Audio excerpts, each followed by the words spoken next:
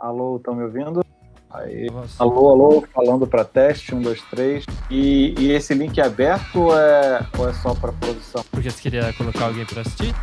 Ou ia botar no Twitter, sei lá. A gente Mas só pra gravar, tá tranquilo. ainda não estamos fazendo ao vivo, é um plano futuro. Mas seria uma experiência interessante, hein? Seria engraçado. É que assim, eu penso muito planejado e eu sou muito metódico, então... Tô aqui, ponto de produção. Exatamente. Você é jornalista, né? Tô. Eu fiz cinema, eu não sei se esse meu jeito metódico de ser me ajuda mais ou me atrapalha mais.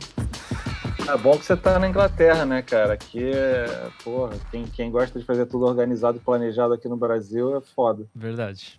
Eu acho muito engraçado isso. Começando em 3, 2...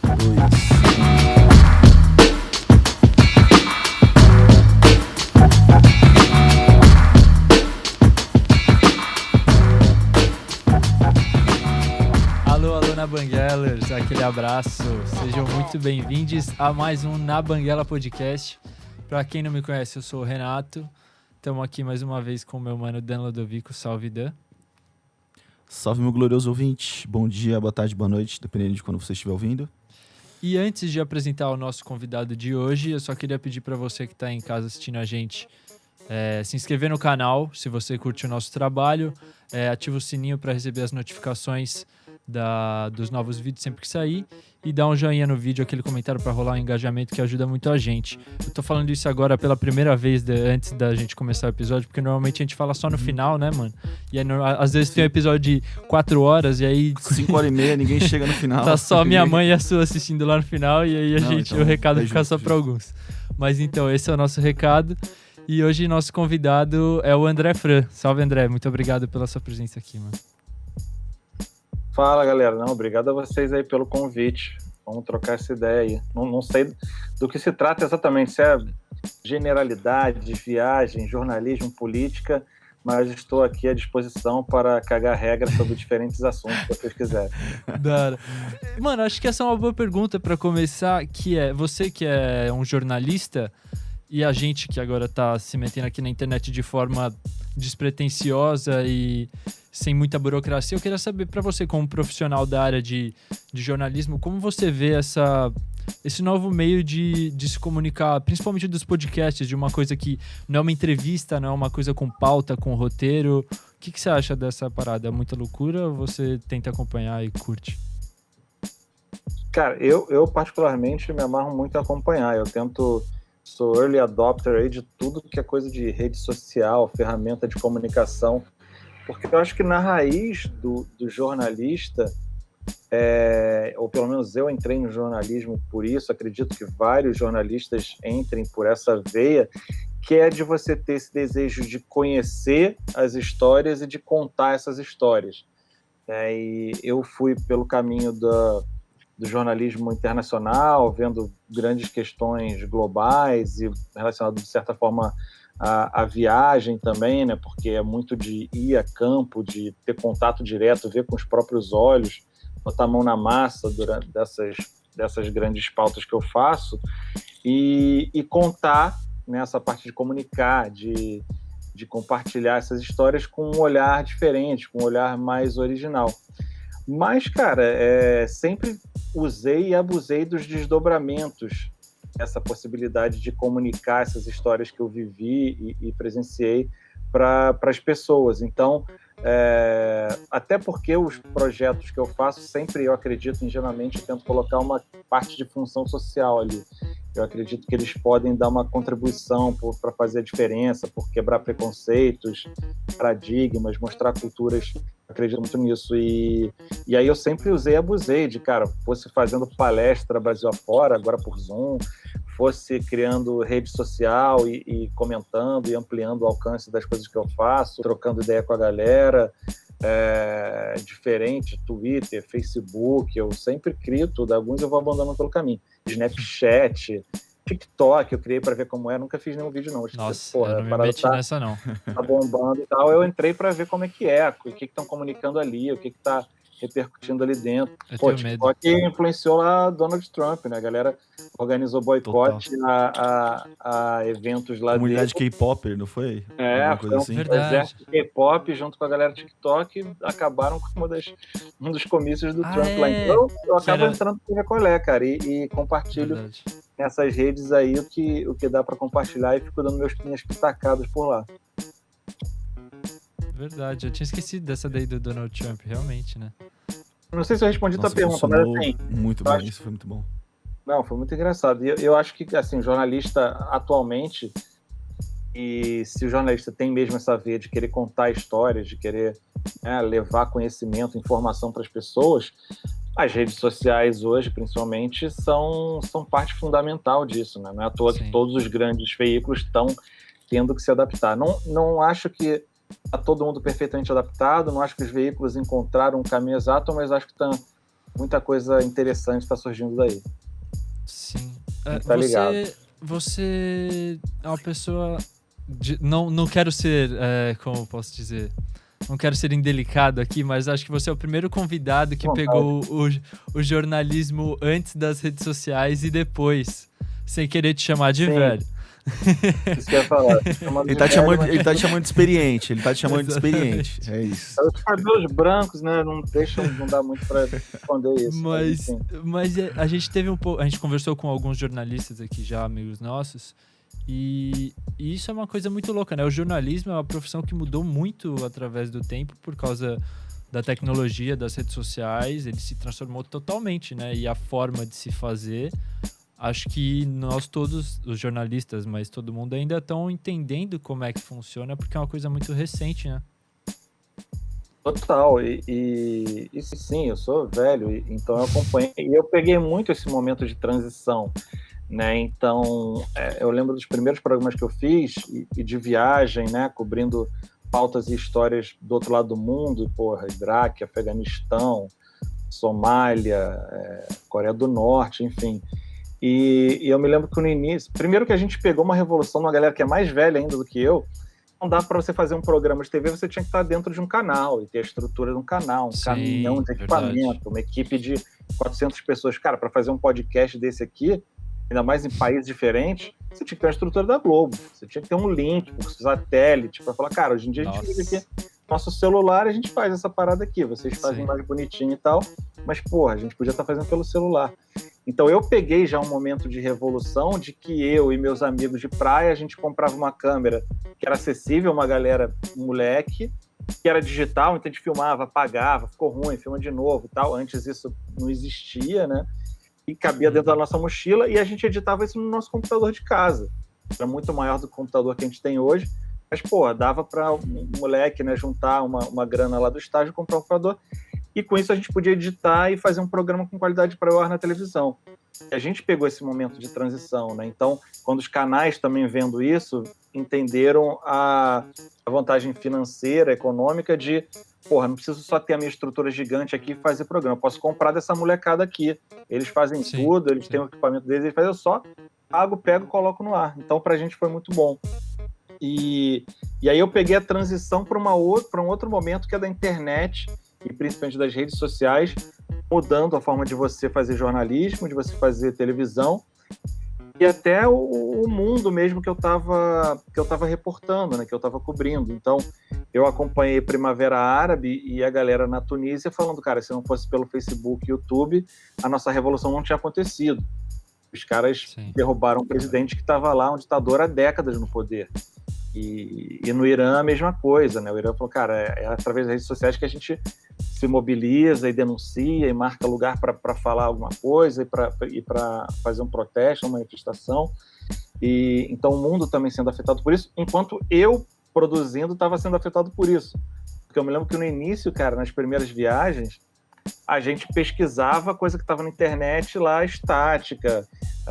Depois a gente chegava num lugar, tinha aquela meia hora de descer pro lobby do hotel, revezar, né? Porque a gente tinha pouca grana, revezar, meia hora cada um na internet aí. Nossa, era sempre pago, né? Verdade, eu lembro dessa época. Internet de hotel, nossa, era muito raro ter um que era incluso, né? Tinha que pagar por hora. Não existia Wi-Fi, né? Tinha lá os computadores e tal. programava uma coisa, marcava e ia pra rua. E aí encontrava no horário marcado, não tinha essa. E, cara, e hoje em dia, desde a pré-produção, alguém conhece alguém em Kiev, que eu tô indo pra lá daqui a um mês, que possa contar uma história maneira. Pô, então muita coisa muda, né? Eu tô planejando uma coisa, já chega alguém, eu moro aqui, esse lugar tá fechado, mas tem outro lugar que tem uma história super bacana. E durante a viagem também, o tempo todo no Google Maps para me localizar. E durante eu tô indo de um lugar que eu chamei no Uber, eu tô mandando WhatsApp, aí, tá marcado, tá chegando aí já tô chegando. E aí pesquisando a pauta que eu vou falar também. Então, cara, revolucionou a forma de fazer, de produzir para TV, de fazer jornalismo e o próprio mundo, né? As coisas que eu tô mostrando também. Total. É muito louco porque eu acho que no momento onde as redes sociais entram em pauta e muita gente começa a usar as redes sociais, você expande também até o papel de jornalista, não jornalista formado, obviamente, mas assim, muito mais gente começa a exercer um papel de jornalista, entre aspas, assim. Informal, antes, né? De maneira informal. Eu acredito que antes do boom das redes sociais, você tinha os comunicadores, pessoas que eram formadas comunicadoras ou que tinham uma veia comunicadora muito forte, muito latente. E com a chegada das redes sociais, hoje em dia, por exemplo, qualquer um consegue produzir um conteúdo jornalístico. Se eu saio aqui na rua da casa da minha avó e está acontecendo uma abordagem policial excessiva, por exemplo, ou algum outro fato, eu pego meu telefone e eu tenho certa relevância nas redes sociais, por exemplo, filme e posto, aquilo vira um conteúdo jornalístico. Aquilo pode ser veiculado em algum lugar, aquilo tem um grau de relevância importante. A gente vê isso acontecendo bastante, né? E a gente vê isso acontecendo cada vez mais, isso é muito louco. Pro bem e pro mal, né? Louco. Porque nem sempre de fato um conteúdo jornalístico, né? Pode ser um fato jornalístico, mas a forma que a pessoa vai reportar aquele conteúdo é que vai fazer ele ser realmente jornalístico ou não. Mas quase nunca na verdade, né? É difícil medir, né, cara? Mas é por isso que eu falei que é pro bem e pro mal, porque isso que vocês destacaram é total verdade. E é essa democratização da informação, né? E do compartilhamento da informação. Isso é bacana demais. Porra, o moleque que tá lá com um celular tabajara na mão, mas ele consegue, escrever um negócio, tirar uma foto, fazer uma denúncia, expor alguma coisa. E isso é muito legal. E também de ter acesso, né?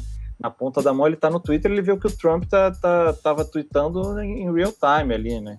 Então, por esse lado é muito legal.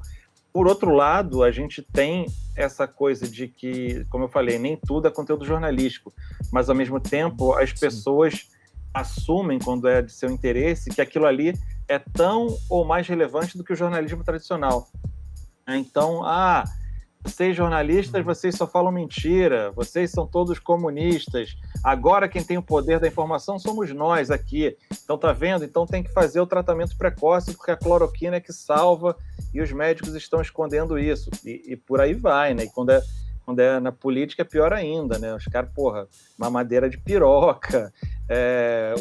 Vocês que estão aí, o Brexit tira de cada cidadão britânico, sei lá, 250 euros por semana.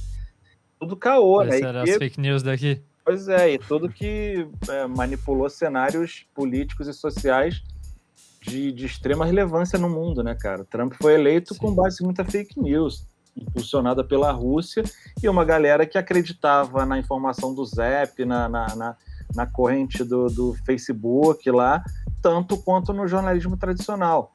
Então, por esse lado, é complicado. Então, é bacana a galera poder fazer o jornalismo independente, e aí o cara vai se interessar e saber, e ter muito conhecimento, porque ele está escrevendo sobre o que ele gosta, sobre o que ele sabe fazer. Ao mesmo tempo, ganha uma relevância para competir com veículos de credibilidade. Então, não é à toa que essa galera mais extremista combate a imprensa. É uma das características aí do fascismo, é isso, né? Porque é quem está colocando em xeque as mentiras que eles falam. Então tem que acabar com aquela fonte ali daquele contraponto às mentiras deles, enfim. Sim. É muito louco porque isso de criar uma mentira é muito fácil, é muito simples, assim. Se eu crio um áudio Eu fiz isso no começo da Nossa, pandemia, brincando. Vários áudios que minha avó manda, que eu fico... Brincando, eu mandei assim em grupo de amigos, falando assim, boa noite, aqui é o policial Peçanha, da Polícia Militar do Rio de Janeiro. e eu mandava falando assim, tipo... sei lá, zoando que não tinha que usar álcool em gel, porque álcool em gel espalhava o vírus. Eu falava, o álcool em gel deixa o vírus bêbado, não use álcool em gel. Tipo, falando uma merda assim. Policial frota. Mandei...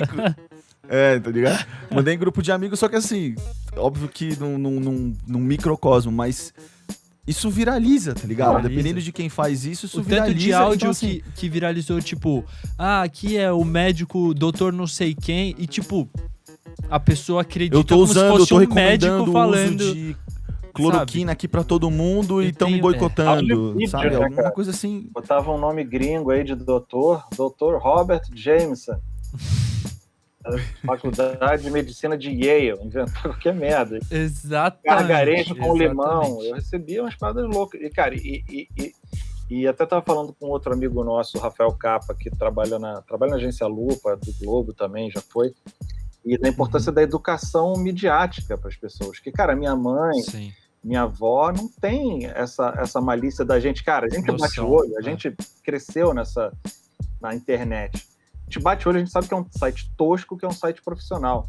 Por mais que você não seja designer, você não vai saber apontar, mas você vai, putz, isso aqui tá meio esquisito, essa fonte gigante, Comic Sans aqui. Pô, esse linguajar aqui todo falando, compartilhe já. Você imagina o André Trigueiro, Por matéria, falou, compartilhe agora, espalhe para todo mundo. Já bate o olho. Mande no seu grupo do Zap. Mande para toda a sua família. Mas a nossa tia, minha mãe, não sabe. Então, cara, eu passava com eles uma cartilhazinha, olha, primeiro, bota no Google, vê se saiu um veículo que você conhece, no Globo, no Terra, no UOL, vê se não está muito esquisito, se não tem os termos com português escrito errado, que isso não acontece, né? No jornalismo tradicional você tem uma checagem maior. Mas não é algo tão inato como é pra gente, né? Precisa de uma educação, precisa de... Total. Mas você acha que rola mesmo fazer essa educação ou é uma parada que só vai mudar mesmo quando trocar a geração? Cara, eu acho que só quando trocar a geração, mas acho que dá pra gente minimizar o mal, assim, acho que é um trabalho de formiguinha, eu não sei, aquela frase enquanto a verdade está calçando as calças, a mentira já deu uma volta ao mundo, né? Então, eu fui aí na Inglaterra até. Vocês dois estão aí? Dan também tá em Londres? Não, só eu. Não, tô na Moca, de São Paulo. Quase tão estiloso quanto... Mas... Sim.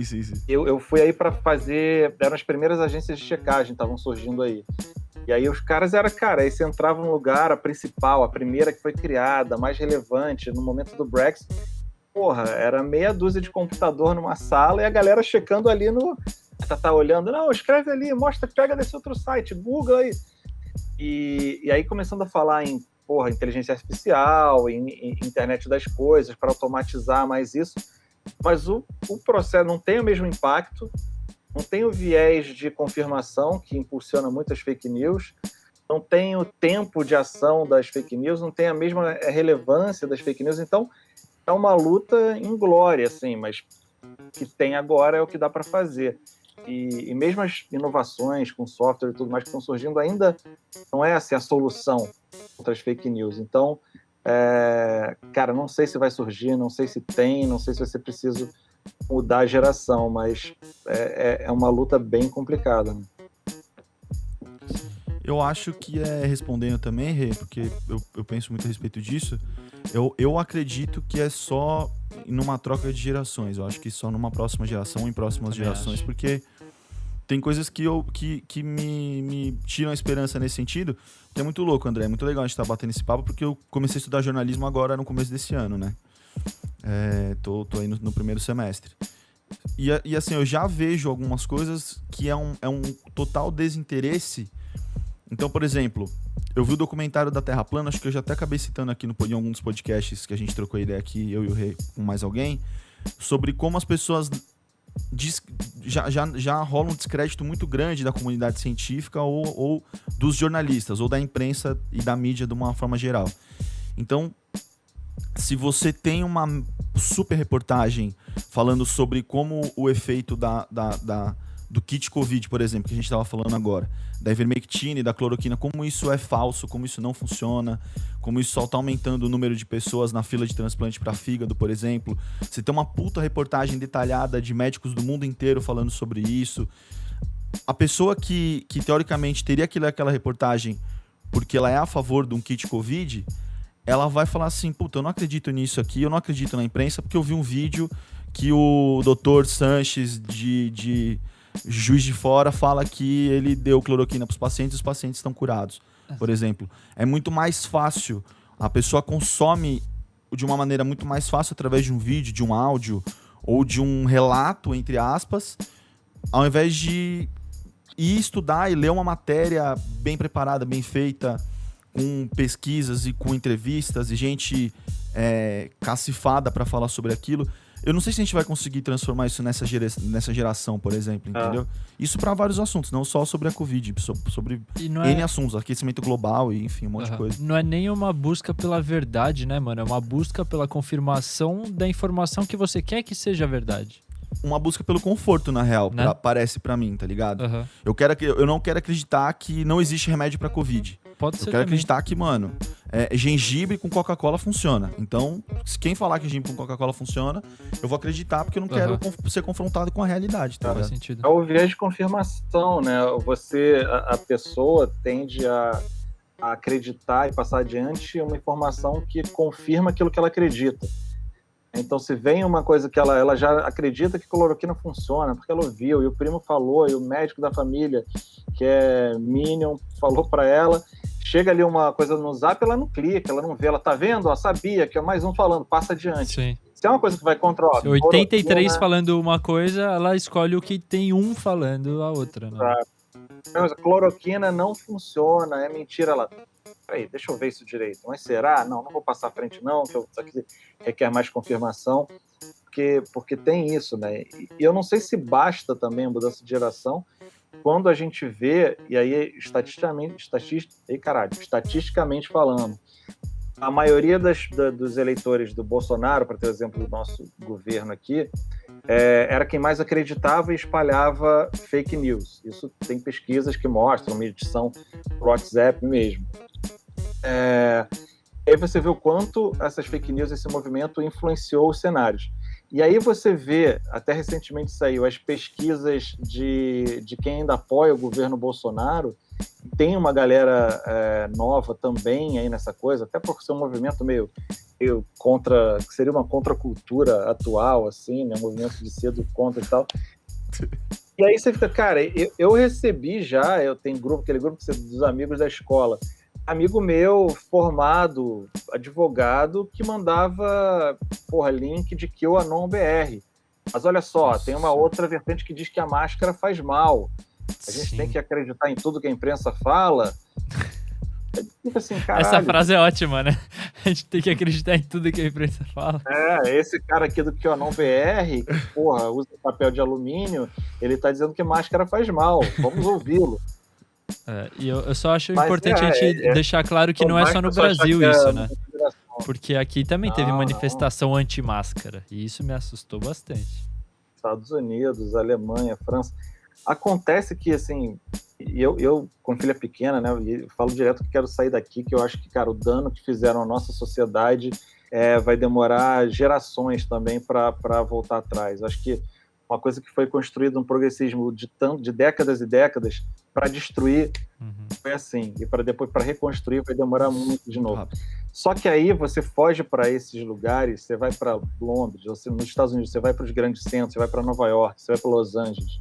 Ou você pega a Flórida, que é um estado mais republicano, mas você vai para Orlando, você vai para Miami, e ali não se cria tanto essa coisa das fake news, do negacionismo, do terraplanismo, de ser contra a ciência, de ser contra a mídia. Aqui no Brasil é enraizado, a gente tem a pior elite do mundo.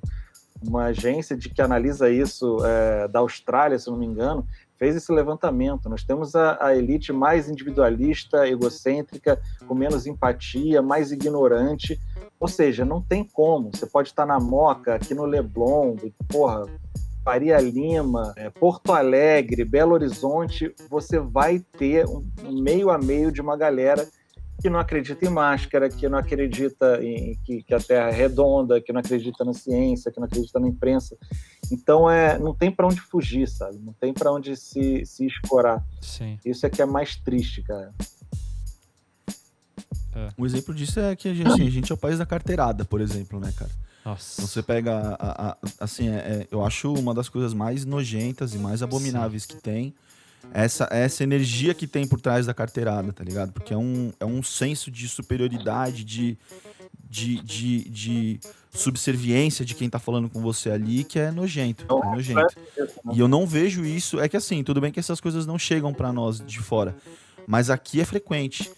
E a hora que você começa a notar e perceber o que é uma carteirada, você vê que pessoas da sua família já deram carteirada em alguém. Sim. Você vê que pessoas próximas já deram carteirada em alguém. E você fala assim, caralho, isso é de fato enraizado, assim. É uma elite, puta, nojenta, assim. Eu me inscrevi num curso do ICL, depois eu explico pra vocês o que é. Eu ganhei um livro do Gessé Souza, que chama Elite do Atraso. E eu tô, puta, alucinado pra ler, porque todo mundo, já vi vários reviews do livro falando que é bom, fudido, mas é um livro um pouco difícil. Eu tentei ler algumas vezes e não consegui engrenar nele, não. Mas eu quero ler. É legal, mas é isso, é um reflexo da nossa elite mesmo. Eu tenho uma coluna no Estadão hoje, entre outras coisas que eu inventei de fazer.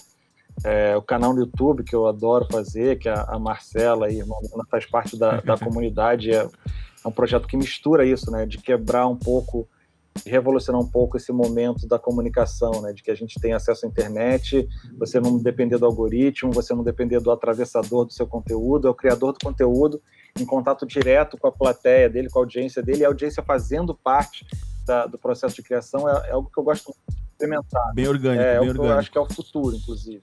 Eu acho que a gente teve o momento do canal transmitindo a sua grade fixa e você senta passivamente no horário que eles estão servindo aquilo. Você teve depois o momento do on demand, você escolhe a hora que você quer assistir conteúdo. Depois você veio o streaming, né, que é a internet do conteúdo. O conteúdo está na internet e você Sim. tem a TV ou a tela como uma plataforma.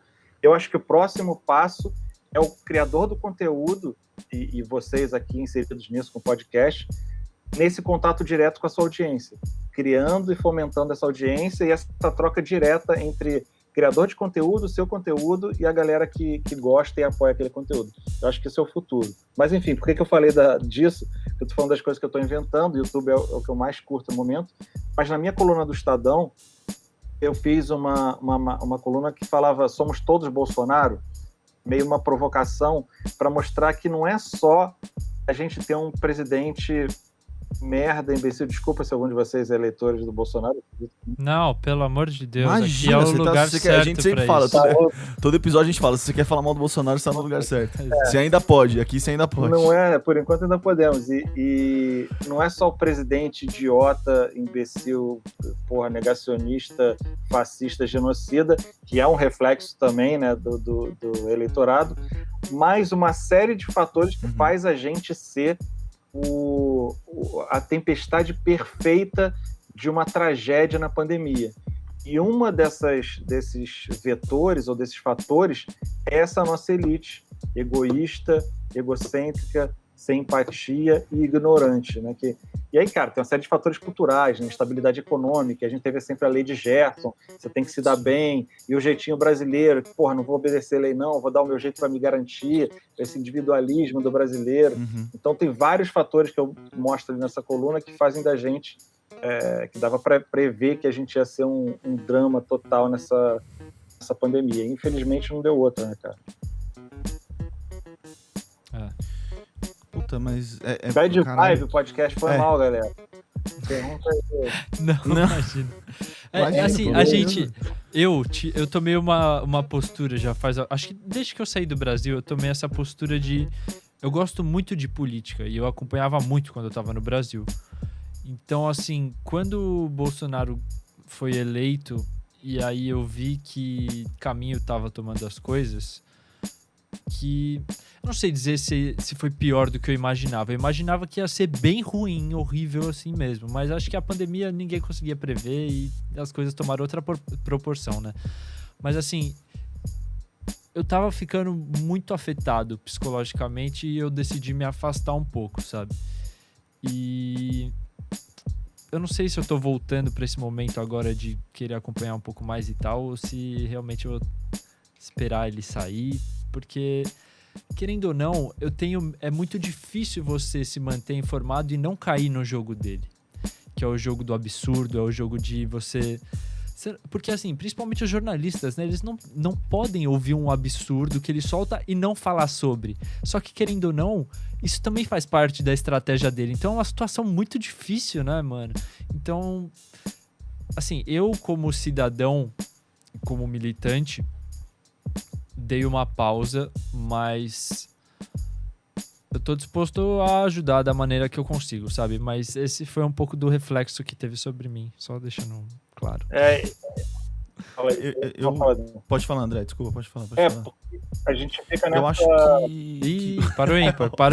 É o delay. Pode ir, André, pode ir. Mas o delay atrapalha a nossa educação, essa que é a verdade. Mas eu acho que, cara, é uma encruzilhada onde estamos todos, né? Porque é aquela coisa do dar palco também. Não pode dar palco, não, isso aí é bomba de fumaça. Mas, cara, eu tenho a minha teoria de que, assim, desinformação você só combate com informação. Informação de qualidade, eficiente, correta e tal. E quem já tem palco, o cara é o presidente do país, o cara é um jornalista numa grande rede de televisão ou num jornal importante. Esse cara já tem palco. Você só vai combater a desinformação dele derrubando ele do palco com informação. Eu entendo essa teoria do não dar palco. Se é o Zé das Couves que fez um tweet racista lá e tá todo mundo repercutindo aquilo ali para falar mal e o cara tá ganhando mais relevância e o algoritmo vai acabar trabalhando a favor dele. Mas se é um cara que já tem palco, você só derruba ele, você só consegue inocular aquelas mentiras, aquela falsidade, aquele preconceito, mostrando para as pessoas como aquilo ali é errado, né? Como aquilo é mentira, como aquilo ali é preconceituoso. Então eu tenho um pouco essa teoria para mim, assim. Mas assim, falando do ponto de vista da saúde mental e do quanto a gente se sente impotente, putz, eu vivo isso todo dia, né, cara? Não é à toa que eu tô arquitetando meus planos para me mandar. Se vocês tiverem dicas, inclusive, estão bem-vindas. Estou brincando, mas é um pouco sério, porque tenho família, tenho filho, então também não é tão simples se lançar assim. Porra, você mandou muito bem, cara. Vai ver essa experiência enquanto dá, quando pode, mas eu preciso de uma estratégia maior, né? E aí, com essa estratégia, o cara fudeu tanto o país, né, que até o dólar ficou 5 vezes mais caro. Então, o pouco planejamento que tinha fica 5 vezes pior. Então, cara, estão fodidos por todos os lados. Pode falar. Nesse momento, os únicos países que estão aceitando brasileiros é Afeganistão. Agora, os únicos lugares que você pode ir é Afeganistão, Mali, não sei, tipo, mais 2, 3 ilhas, tá ligado? Então, infelizmente, até pra sair do país nesse momento... Somos os párias radioativos globais. Mas a Chernobyl mundial. É louco porque eu troquei muita ideia sobre isso com o Renato também, porque eu me sinto muito ansioso. Eu sou naturalmente ansioso, já sou ansioso há muito tempo, né? Que eu sou extremamente ansioso. E esse momento de isolamento, de tanta notícia ruim, de tentar consumir tanta coisa também, acaba me deixando mais ansioso ainda. Só que eu concordo muito com você, André. Eu acho que a única maneira que a gente tem para sair desse momento, dessa fase obscura e sinistra que a gente tá, de tanto retrocesso, de tanta... de perder tantos avanços que a gente teve, eu acho que ao longo das últimas décadas, eu acho que a única maneira de combater isso é tentando se informar, tentando se manter informado.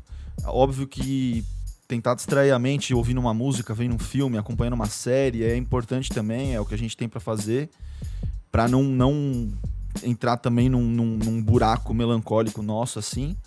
Mas eu acho que o único caminho é através do conhecimento. Por isso que eu acho que, por mais que a gente ainda esteja relativamente pequeno, o Na Banguela, o nosso trampo, o meu e do Renato, eu acho que a gente tem esse poder da comunicação na mão de tentar transmitir um conhecimento.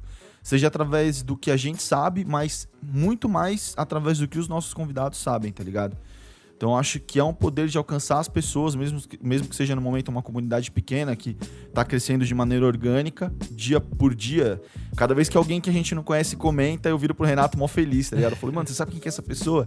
Ele, não sei você. Eu falei, não, também não sei. Então, porra, que da hora. É a maneira de se combater. São esses pequenos núcleos que eu acho que as redes e essa nova maneira de se comunicar estão proporcionando, são esses pequenos núcleos irem se formando e procurando alguma maneira de manter as pessoas bem informadas. É essa luta contra o obscurantismo, tá ligado? É muito importante e eu acho que é o único caminho pra gente se salvar. Cara, eu dei com todos os meus projetos, desde os programas de TV, até as tuitadas que eu dou lá diariamente, tendo um pouco isso em mente. Claro que não quando eu tô comentando de Walking Dead ou de NBA, mas achando que, cara, um grãozinho de areia que a gente dê nesse tsunami de preconceito, retrocesso, negacionismo, fake news, cara, é o que nos cabe, né? É o que está ao nosso alcance. Então, também acho que é um pouco do nosso dever cívico, assim, tentar ser parte da mudança. Eu resolvi ter Eu concordo filho com vocês. A verdade é essa. Eu nunca quis ter filho, até que um amigo falou, cara, porque eu via muita, sabe, miséria humana, né? Porque o meu trabalho era, porra, ver o terremoto no Haiti, ver a guerra do Iraque, ver a crise na Somália. Então, cara, como é que eu vou botar uma criança num mundo tão desigual, injusto, cruel? Até que um amigo me deu o insight, assim, de, cara, a gente só vai mudar o mundo criando pessoas melhores, sabe? E aquilo que a gente estava falando das próximas gerações. Exato. São próximas gerações evoluindo e mudando a cagada que as gerações anteriores fizeram. E as pessoas bacanas, né, tentando ter filho, porque os babacas estão tendo filho, né? Você vê lá, o Bolsonaro tem 3. Então, a gente tem que tentar fazer mais filho. Né? 3 na política. Pois é, 3 na política fazendo merda. Nossa Senhora. Mas eu concordo muito com isso que você falou. Eu tenho essa visão de que... Porque eu já vi várias pessoas falando que não querem ter filho por esse motivo ou por algum motivo parecido. E aí eu falo, pô, mas a gente precisa... Eu queria ter vários, porque eu acredito que eu posso criar seres humanos legais, tá ligado? Ia ter mais possibilidades de ajudar o mundo a mudar e assim, respectivamente. Mas eu queria mudar um pouco de assunto pra falar um pouco das viagens, né? Você falou que viu o terremoto no Haiti, mas 1 trilhão de coisas. A gente tá trazendo uma pessoa bem vivida aqui pra vocês hoje, rapaziada.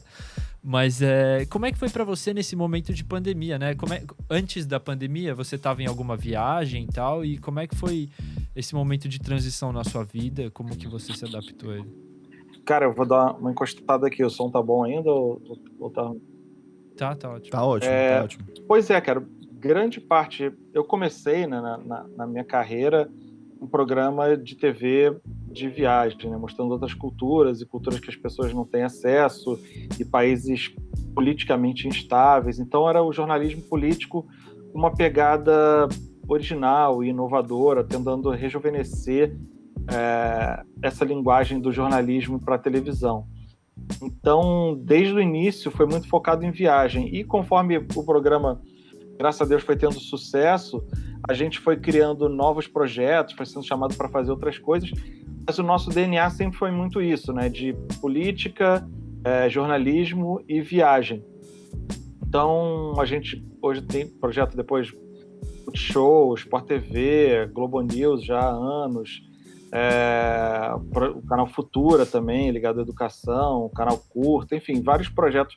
GNT, a gente estava com projetos também, e muitos ligados à viagem. Então, quando veio a pandemia, cara, foi tipo assim, cortou os pés, sabe?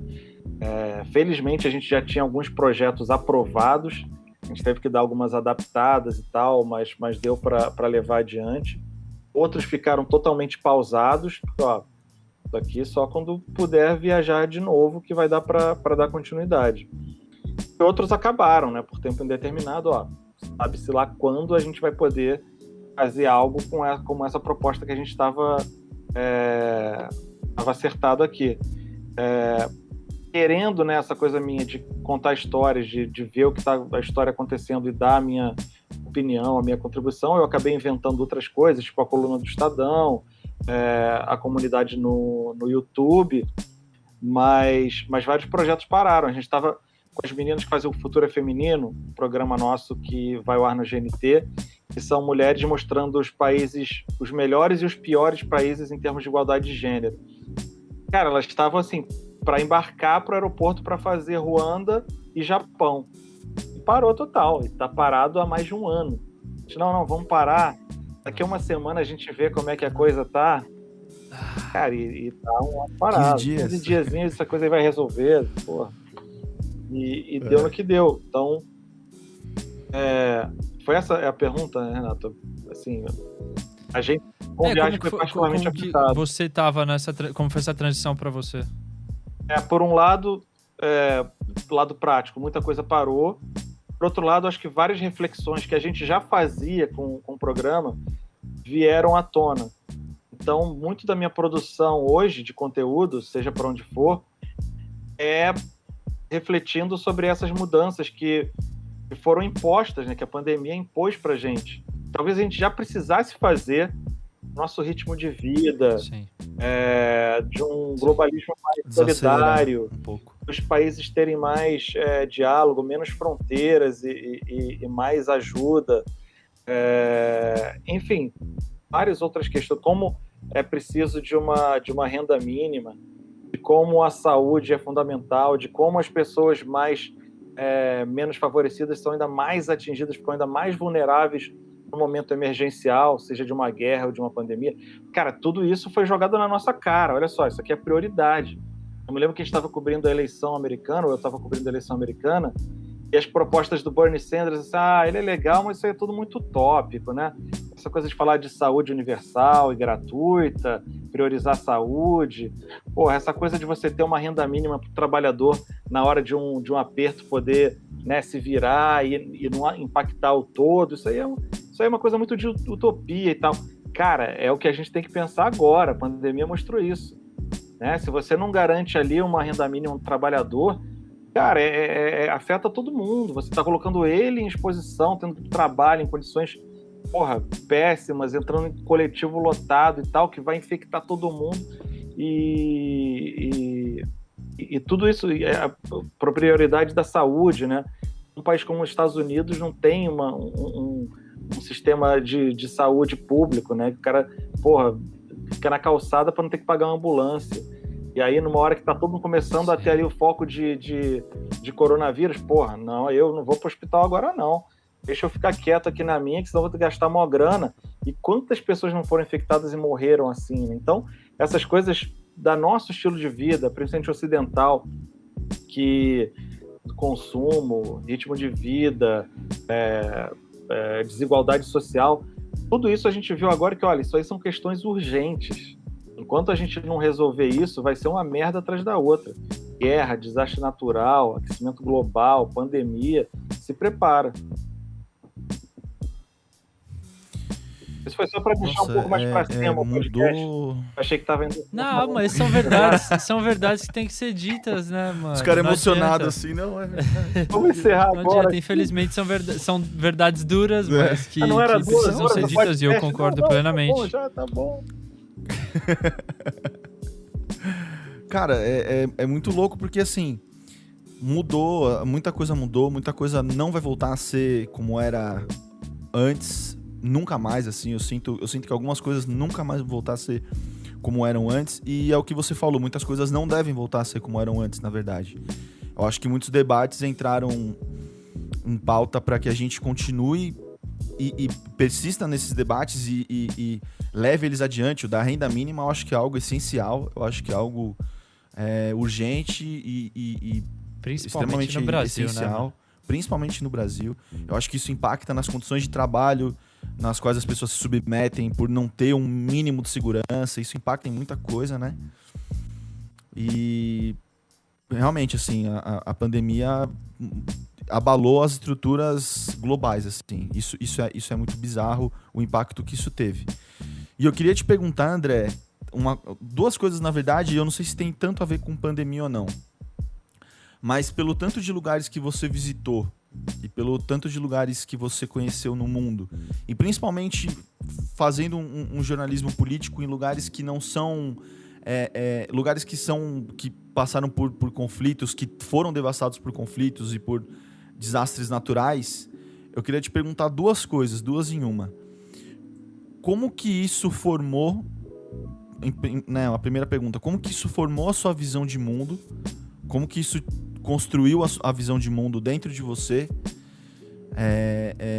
sua no mundo e a visão de mundo diante de tanta miséria e tantas desgraças? E se mesmo dentro disso você enxergou um pouco de esperança em algum desses lugares, algum ato que te chamou a atenção, que renovou a sua esperança mesmo diante daquela desgraça toda? Segura essa. Pois aquilo que eu falei, né? Eu vi muita injustiça, muita desigualdade, e foi um pouco isso que me motivou a criar esse projeto e a ter um interesse desde antes, até por política, por questões do mundo mesmo.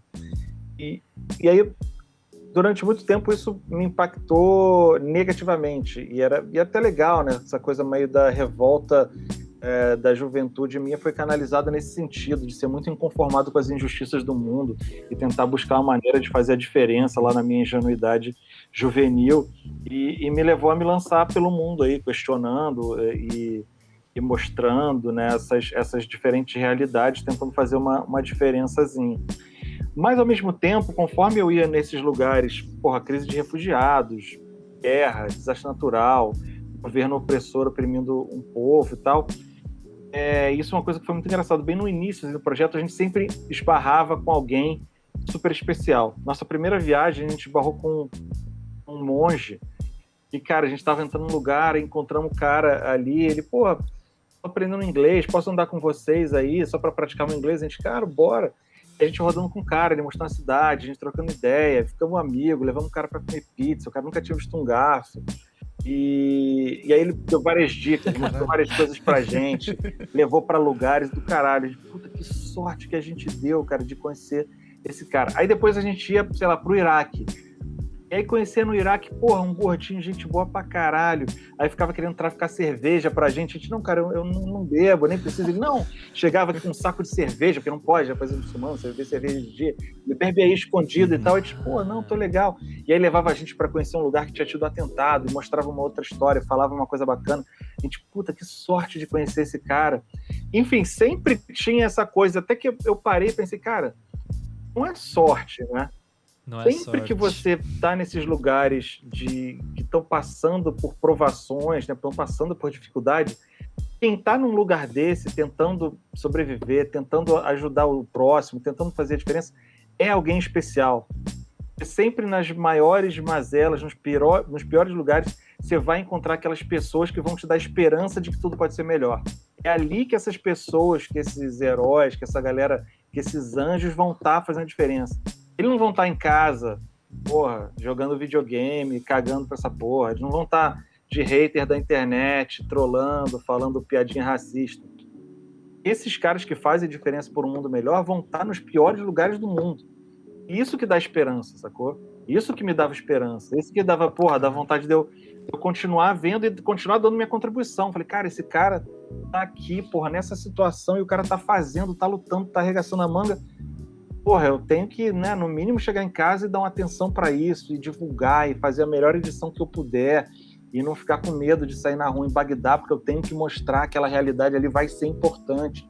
Então, acabou sendo uma balança, assim, que me moveu muito. E, ao mesmo tempo, com o passar do tempo, sou super agradecido pelo que eu faço, acho demais. Exibo questões importantíssimas para as pessoas refletirem e quebrarem seus preconceitos e conhecerem outras histórias, outras culturas, ver como é que a gente é tão igual assim. Mas eu ficava, eu tô aqui agora, conheci essa galera da Chechênia e falei do problema deles e fiz amizades. Cara, semana que vem eu tenho que esquecer essa galera porque eu tô produzindo Cabul, e onde eu vou conhecer outras pessoas, e um drama super importante de que as pessoas têm que estar sempre vendo aquilo. Caramba. Mas na outra semana eu tô indo para outro lugar. E aí eu criei um projeto junto com duas sócias, a Mariana Serra e a Alice Raton, chamado Volunteer Vacations, que a gente prepara e capacita pessoas que querem fazer trabalho voluntário no Brasil e no mundo. Então, porque ali é uma maneira de você realmente dar uma contribuição mais duradoura. Não é só mostrar na TV e torcer para as pessoas serem impactadas por aquilo. Não, ali a gente prepara voluntários para estar o tempo todo indo na favela de Kibera, no Quênia, para ajudar a educar a galera e formar pequenos empreendedores, ou para ir no Peru e formar uma galera de educação baseada na ecologia, ou trabalhar construindo livrarias públicas num lugar sem acesso à educação. Então, é uma maneira de, com isso, poder deixar um impacto mais. E a gente mede esse impacto, a gente cresceu hoje, já estamos com vários funcionários participando do projeto de incentivo do BNDES e tal, e a gente consegue medir esse impacto, sabe? Porra, essa galera que vocês levaram, que formaram professores, que botaram lâmpada num campo de refugiados na Síria, fez com que 2.600 alunos fossem beneficiados. Isso, porra, isso é do caralho, cara. Isso é uma coisa que eu vejo o problema, eu revelo o problema e tento dar uma contribuiçãozinha pela solução.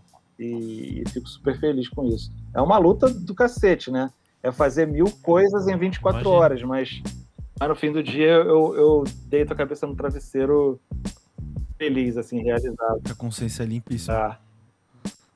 Da hora. Muito louco isso. Nossa, porque é às vezes, animal isso, é muito legal. às vezes é muito frustrante você só ver os problemas e não conseguir dar uma solução, sabe? É o que você falou, você tava mostrando o problema, mas sentia que faltava alguma coisa e você conseguir realizar isso, eu acho do caramba, parabéns mesmo. E quero conhecer esses projetos seus também que não Volunteervacations.com.br. Nossa, eu quero conhecer, eu quero ir viajar, velho. youtube.com/André Fran oficial. Aí, serviço completo. Sigam, se inscrevam, ativa o sininho, dá like, compartilha com seus amigos, espalha no grupo de WhatsApp da família. Esse você pode espalhar. A gente vai deixar tudo na descrição, vai estar tudo na descrição. Exato. Esse você pode espalhar sem erro nenhum.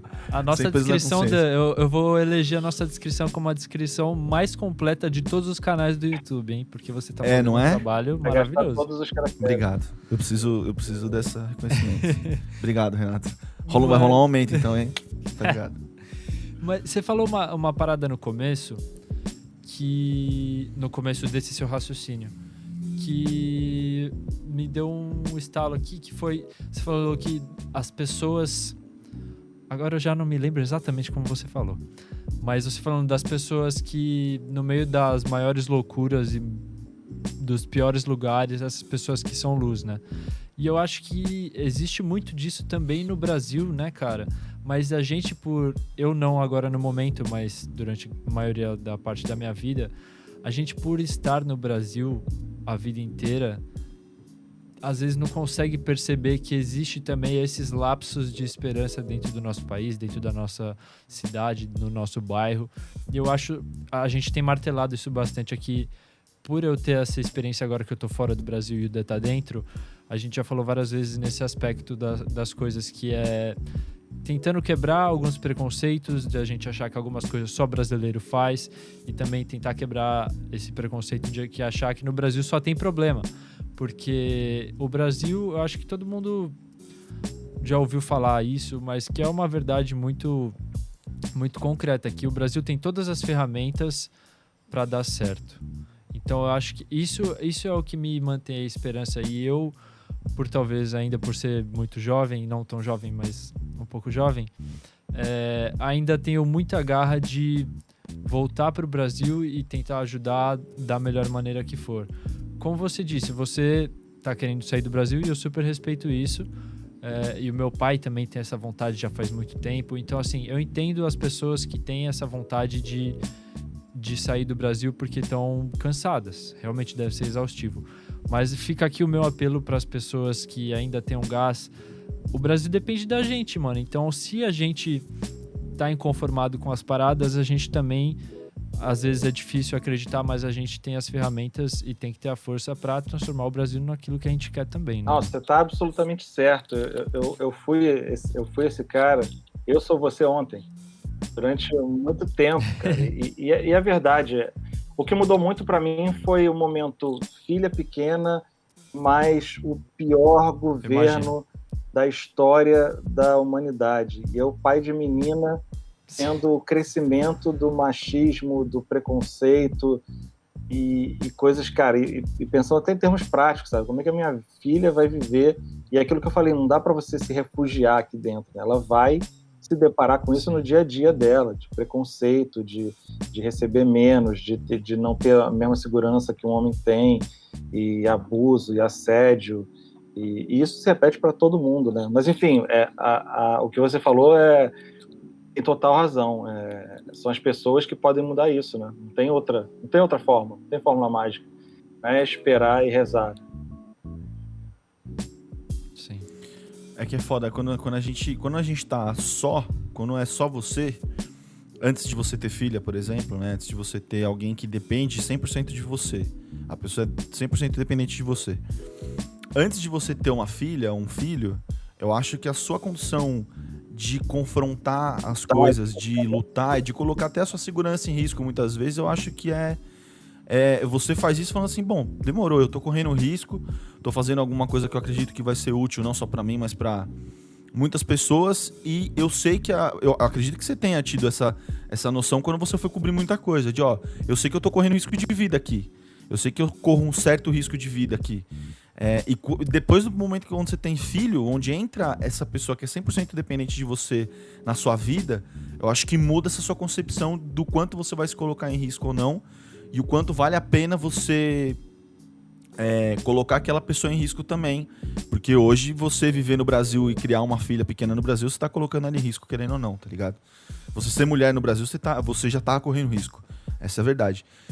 Então eu acho que muda muito a concepção. Eu não sou pai ainda, mas eu acredito que no momento onde eu ter essa felicidade de ser pai, eu acho que eu vou mudar muito a forma combativa que eu tenho para alguns assuntos, acredito eu. E além disso, o principal é que você passa a ser muito mais o seu filho, a sua filha, do que você mesmo. Entendeu? O que você quer de bom, você não quer mais para você quer para ela. O mundo que você quer perfeito, você não quer para você quer para ela. A melhor coisa que você pode conquistar na sua vida, você não está conquistando para você está conquistando para ela. Então, e aí você bota em termos práticos. Cara, no Brasil, eu não vou poder oferecer para minha filha o melhor que ela pode ter. Vai ser impossível, foge ao meu alcance. Talvez em outro lugar, sim, não vai ser perfeito, mas vai ser muito melhor do que aqui. Então é isso que começou a me tocar, porque foi as duas coisas se encontrando, sabe? O momento que eu tive uma filha pequena, menina, e o momento que o Brasil vivia, pelo menos na minha geração, um maior retrocesso de valores, de tudo possível. Realmente, deve ser bem complicado. Não sei quando que vou ter filho ou filha, se vou ter filho ou filha, mas eu entendo esse raciocínio. Cara, André, eu queria te perguntar uma parada, porque assim, eu conheci o seu trabalho através da minha irmã, né, e da minha mãe também, dos meus pais, que eles acompanham o Que Mundo é Esse? E aí eles me recomendaram tal, falaram que seria interessante trazer você aqui, e eu fui atrás de assistir o Que Mundo é Esse? E aí, cara, a primeira temporada que eu fui assistir foi a da Coreia. E eu queria entender um pouco mais da sua perspectiva. Polêmica, o Renato quer trazer polêmica. Não, aqui pro podcast. jamais, longe de mim. Mas eu queria Renato entender é um assim, defensor da dinastia Kim. Jamais. Na real, eu sou mais do que o Renato, eu acho. A gente já falou da Coreia do Norte aqui. Inclusive, teremos uma streamer da Coreia do Norte, parceira nossa. Não, brincadeira. Caralho. Mas eu queria... Né, enfim, longa história. Mas eu queria que você contasse um pouco de como que foi essa experiência de ter coberto a... Coberto, né? Coberto, pelo amor de Deus, cobrido. Feito a cobertura. Eu tenho a desculpa, que eu já não tô no Brasil, tô esquecendo português. Mas eu queria entender isso de você e falar que, pra mim, o que mais chocou não foi nem como funcionava a Coreia do Norte, mas sim a maneira como vocês trataram a temporada, que foi primeiro indo na Coreia do Norte, familiarizando as pessoas com tudo que acontece lá, como funcionam as coisas, e depois indo pra Coreia do Sul, o meu maior susto foi na Coreia do Sul. Como a gente tá tão acostumado com esse estilo de vida opressor e assustador, que bombardeia a gente de 1 milhão de coisas a todo instante, que quando vocês levaram a gente pra Coreia do Norte, e a gente ficou acostumado com aquilo, com aquela monotonia do caramba, e aí foi pra Coreia do Sul, eu tomei um susto. Então, eu queria que você falasse um pouco sobre essa temporada e o que vocês viveram por lá. Cara, é sempre uma experiência surreal, né? Eu digo muita gente, quando eu fui 2 vezes pra Coreia do Norte. Eu fui com Não Conta Lá em Casa, depois fui com Que Mundo é Esse? Até pensei, cara... Sou uma das poucas pessoas no mundo, hein? Que foram 2 vezes pra Coreia do Norte. O programa de TV escondido provavelmente foi a única. A ser idiota o suficiente pra voltar e fazer de novo. E eu pensei, cara, eu não vou, eles já devem ter, viram que eu entrei lá, que eu fiz um programa e vão se ligar quando eu for pedir pra emitir visto, vão me vetar. E não, os caras liberaram. Aí eu fiquei mais cagado ainda. Porque eu falei, beleza, liberar pra eu chegar aqui, aí quando eu pisar lá, falar, opa, você, garotão, vem cá. Mas não, correu tudo bem. Até porque, cara, das 2 vezes, o nosso objetivo não era deturpar, falar mal, criticar, era mostrar aquela realidade.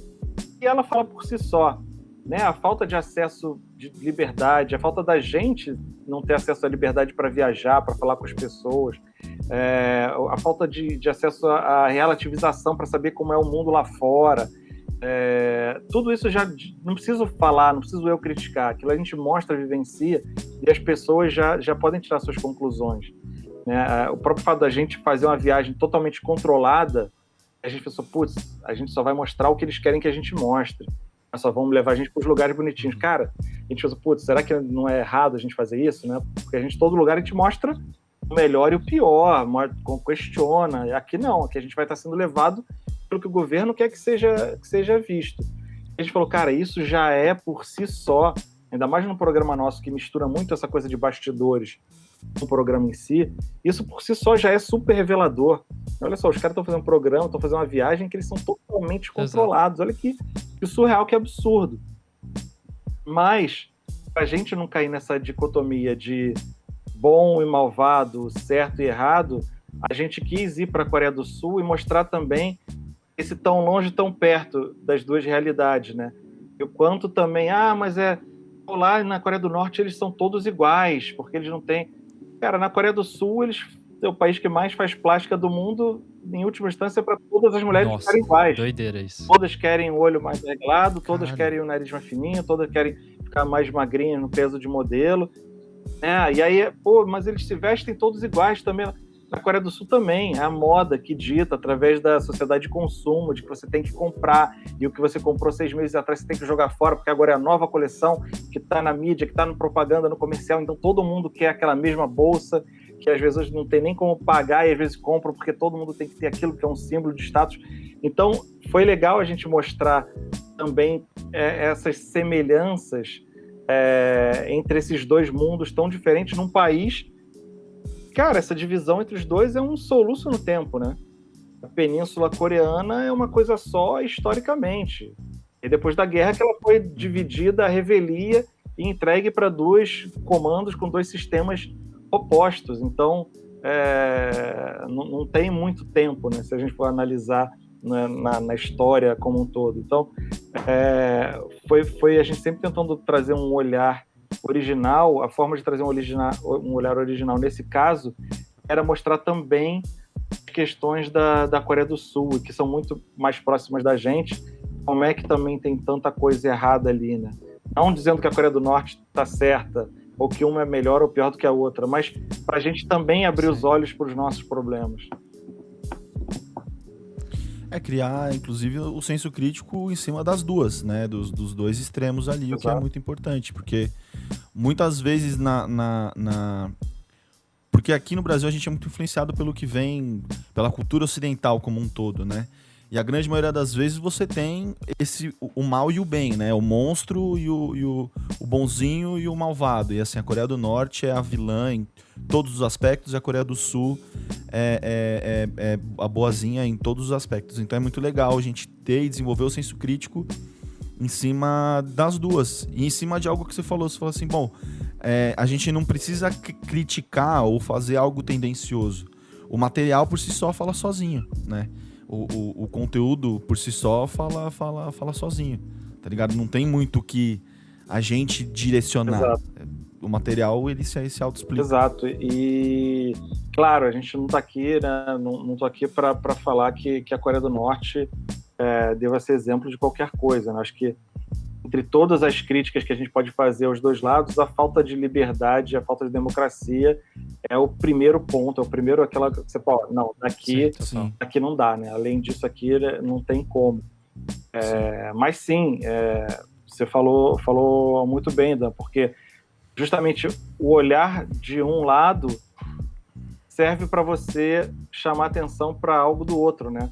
Da Coreia do Sul para a Coreia do Norte, da Coreia do Norte para a Coreia do Sul.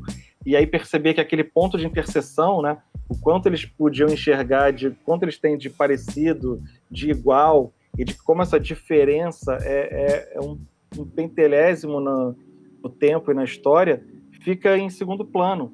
Quando a gente foi fazer, a gente queria ter feito dos dois lados, mas claro que da Coreia do Norte era impossível. Mas na Coreia do Sul, quando você perguntava, né, da união entre as Coreias, eles, mas economicamente, pode não ser tão bom pra gente, como é que fica refugiados e como é que vai ser.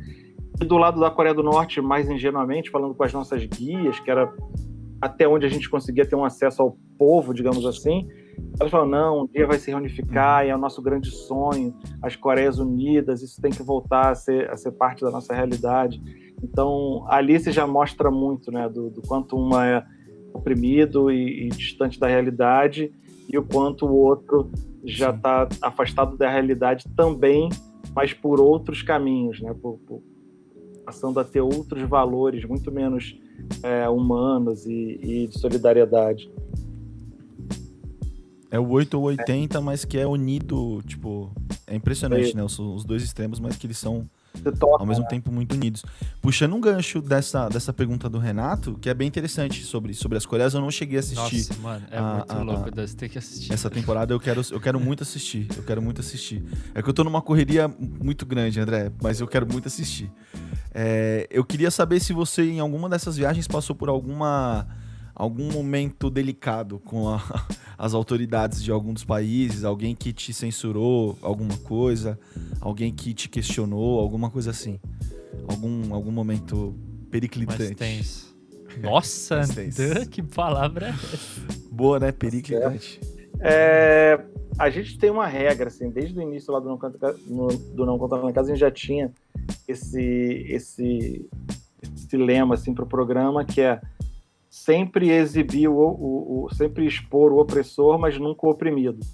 Então, se a gente vai filmar escondido, se for alguém do povo que está falando alguma declaração, a gente, cara, olha, isso aqui é para TV, é para um programa numa grande rede de televisão do Brasil, tudo ok, não tem problema, não vai te expor, você não pode chegar a algum corpo diplomático e passar para algum ente do governo aqui e dar problema.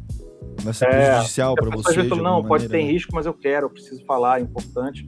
Beleza, ou se não, então beleza, não, a gente deixa quieto, a gente não mostra. Mas quando é para filmar escondido, para mostrar exército, abuso de policial, lugar que não é para mostrar, a gente ficava foda-se, a gente filmava escondido, filmava com drone. E aí algumas vezes a gente já teve aquela coisa de apagar a câmera, de guarda chegar junto, e a gente já foi detido no Cáucaso Russo, ali, Chechênia, Daguestão, ficamos fichados, ficamos hora lá naquelas salinhas de interrogatório, assim, os caras botando terror. No Gulag. Eles nunca mais vão sair daqui, não sei o que lá, a gente, são brasileiros, né? Porra, tu acha? E, Egito também, o exército parou, mandou apagar, tem vezes que a gente consegue dar um migué e passar a imagem pro cartão e apagar só da câmera, mas teve várias situações assim.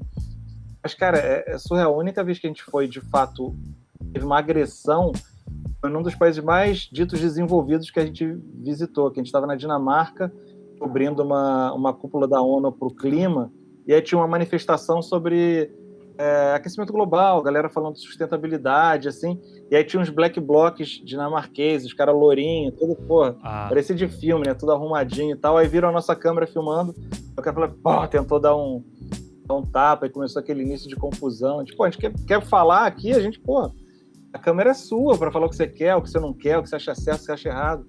Os caras estavam na vibe adolescentes Dá treta mesmo. fazendo bagunça, né? Vivendo ali seu momento de manifestante, que faz parte também. Então, ficou por isso mesmo.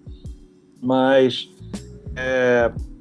assim, de risco de vida, cara, quando a gente fez Bagdá, era um momento que o país estava ainda muito instável, muito atentado. Então, o lugar que a gente ia visitar não dava mais para ir porque tinha sofrido atentado.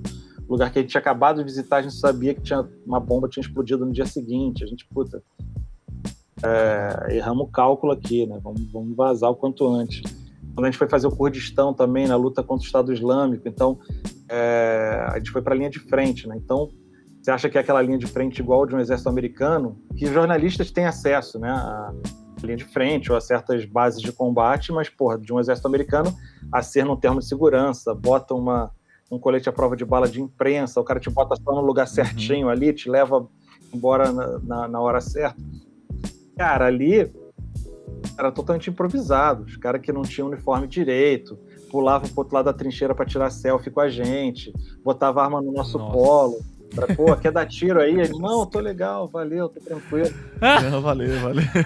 Porque era... E aí hoje não, isso, obrigado. Né? E aí a história vira isso, porque mostrando como é que a galera que estava combatendo uma das maiores ameaças da humanidade naquele momento, que era o ISIS, né, o Estado Islâmico, Daesh, estavam fazendo isso de forma totalmente improvisada, sem apoio logístico, sem bombardeio de uma coalizão da Europa e Estados Unidos, sem apoio financeiro nenhum também para o combate deles. Era na unha. Todo falava, e eles estavam ali na raça. Então, não é só a gente ir ali e passar esse perrengue para, olha, passamos perrengue, que maluquice.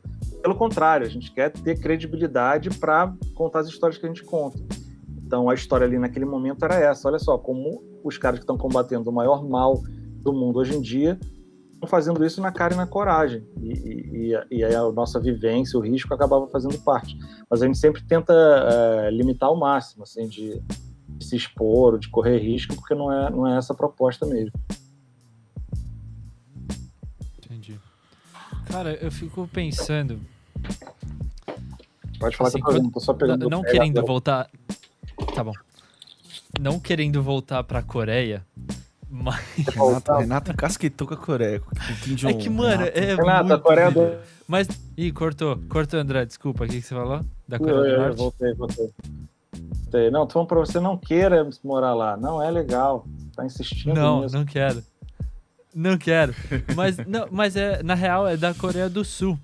Porque ali teve, como quase toda guerra, se não toda, teve muita influência dos Estados Unidos, né? E eu queria que você compartilhasse com a gente um pouco, se você quiser, obviamente, da sua visão sobre os Estados Unidos, como ele provavelmente deve estar presente na sua vida em todos os lugares que você vai, ou em quase todos os lugares que você vai. E como que você criou a sua visão política ou pessoal sobre a influência dos Estados Unidos em todos esses lugares que você foi e nos possíveis problemas que ele traz para o mundo? É para meter o pau, se você quiser. E só para jogar mais lenha na fogueira, André, rapidinho, para somar essa pergunta do Renato, hoje eu vi um tweet que você fez que eu achei muito bom, eu não tinha tido essa linha de raciocínio ainda, de os Estados Unidos já está vacinando jovens, enquanto muitos outros países do mundo, a grande maioria, acredito eu, não teve acesso a doses nem para os mais idosos. Essa maneira, o imperialismo estadunidense, nem norte-americano, é estadunidense. Só para jogar mais os Estados Unidos e antes disso a sua Inglaterra, né, que também foi o berço dessa história toda, os Estados Unidos inclusive, que, cara, fizeram inúmeras atrocidades e a gente tem que ter consciência disso, né, de quanto tem de dedo dos Estados Unidos, porra, desde a nossa ditadura aqui no Brasil e ditaduras na América Latina, influência na próprias revoluções no Oriente Médio e exploração, e até hoje a aliança com a Arábia Saudita, que não tem problema nenhum porque ganha dinheiro ali e ao mesmo tempo oposição ao Irã, porque é o antagonista deles, enfim, essa rede de interesses, a guerra da Síria deixa isso muito exposto, né? Do quanto naquela situação política ali tem Al-Qaeda e Estados Unidos batalhando lado a lado, né? É surreal você pensar isso, mas é a realpolitik do mundo. Mas, ao mesmo tempo, cara, eu não sou muito anti-americano, anti-Estados Unidos, assim, porque eu sei também o quanto de benefício, de inovação, de liberdades individuais, de avanços sociais que nasceram ali naquela cultura, né? De quanto essa cultura é efervescente nos locais onde isso rola, né? E eu falei aqui antes sobre como em alguns lugares você tem esse exemplo maravilhoso, né? Da diversidade, do melting pot, surgindo coisas incríveis, de avanços sensacionais da política, né? De direitos civis e tudo mais, de luta contra o racismo. Mas na política externa você tem tantas coisas altamente reprováveis. Então é aquela coisa, né? Não tem bonzinho nem malzinho, mas eu curto a cultura americana, sou um produto da cultura americana, quero me mudar para os Estados Unidos, mas sem deixar de ser crítico, né? As pessoas, aquela coisa do socialista de iPhone, né? Cara, não tem problema você ser um socialista de iPhone, você usa o melhor das culturas, e o socialismo, você lendo ele hoje como uma crítica ao sistema capitalista, né? Para você tentar chegar a um equilíbrio, justamente, né, dos dois lados. Você não vai ter o comunismo totalitário estatizando tudo, mas também não dá para deixar um capitalismo stalinista nunca, mas também não dá para deixar um capitalismo selvagem, desigualdade total, mercado dita as regras, o povo que se foda, é a lei da meritocracia numa desigualdade social, que também não... cada vez mais a gente está vendo que não é por aí. E na questão da vacina é um exemplinho disso, né? E aí muita gente veio antagonizar nesse tweet, e eu aprendi, da forma mais zen possível, de cada vez mais ignorar as pessoas, às vezes não consigo tanto, mas falar, André, mas cada um a gente está pagando pelos nossos pecados, eles têm que garantir o deles primeiro. Gente, eu não estou falando de lógica ou de leis internacionais. Claro que a culpa da nossa tragédia na pandemia é nossa. Claro que eles têm total direito de cuidar dos cidadãos americanos primeiro. O que eu estava querendo expor ali é que essa política americana bipartidária são duas faces da mesma moeda, né? Pouca coisa muda efetivamente. Acho que para a sociedade americana, num momento, claro, que você tem um cara extremista como o Donald Trump, claro que muda pra caramba. Você não tem mais ali um cara sinalizando que é ok você ser racista, supremacista, né? Então só isso já é um puta avanço. Você está vendo como é que estava indo para um lado extremo de teoria de conspiração. Mas numa normalidade, digamos assim, George Bush e Bill Clinton e tal, você vai ter mais ou menos duas faces da mesma moeda. Vai continuar tendo bombardeio, vai continuar tendo presença em guerra, tropa nos países do Oriente Médio, então isso não vai mudar muito. Mas voltando ali para a questão da vacina, é isso, claro que eles têm esse direito, mas essa falta de entender o mundo como uma coisa global, né? De entender que você deixando o Brasil, ou a Índia, ou a África à sua mercê, vai desenvolvendo novas formas do vírus, novas cepas que vão voltar para os Estados Unidos e vão ameaçar toda aquela população que já foi vacinada. É até por uma questão pragmática. É uma coisa de entender que somos todos parte de uma coisa só, sabe? Não dá essa coisa America First, esse nacionalismo, esse patriotismo tosco e cafona, não serve para ninguém, cara. A gente tem que começar a entender cada vez mais como uma coisa global, um mundo sem fronteiras que já se tornou, seja para a questão de refugiados, seja para a questão econômica, seja para a questão de uma pandemia, como a gente está vendo agora. Então, foi por ali que eu quis chegar. Puxando, muito interessante isso, é uma visão de mundo muito interessante. Eu acabei me jogando muito à esquerda, e tenho muitas críticas à esquerda, o Renato sabe, mas é uma visão de mundo, de vida muito interessante. E ao passo de que você viu tantos lugares com direitos suprimidos, qual foi o lugar que você visitou e que você cobriu, ou que você foi, que você esteve presente, onde você sentiu um avanço e um estado de direito civil mais avançado, mais igualitário. Com Ou mais você equidade, só procura problema? ou você só vai atrás de problema, verdade, não sei. Pois é, eu acabo indo mais para os lugares onde tem problema, né? Então, mas como é que foi o início da pergunta mesmo? Que eu tinha pensado em uma coisa e esqueci agora. Qual dos lugares que você visitou que você sentiu que tinha um maior nível de direitos civis e de equidade possível? Tanto de igualdade de gênero, racial, sexual, enfim. Cara, varia muito, né? E, por exemplo, mesmo no mundo árabe, assim, você tem o mundo muçulmano islâmico, e as pessoas acham que é tudo igual. Cara, você tem a Turquia, que você anda em Istambul, tem menina andando de minissaia, normalmente, como qualquer outro país. E você vai na Arábia Saudita, que é um país muçulmano, que as mulheres estão de niqab, burca total, só um buraquinho aqui pro olho com uma redinha na frente, para ficar mais escondido ainda. Então, até ali você tem as suas diferenças, né? É difícil você taxar qual é pior, qual é melhor nesse sentido. E mais igualitário, com mais direitos, claro, você tem a Escandinávia, lá você tem os países que, se você for analisar a sociedade, já está tratando de temas muito mais à frente, né, do que a gente está tratando agora.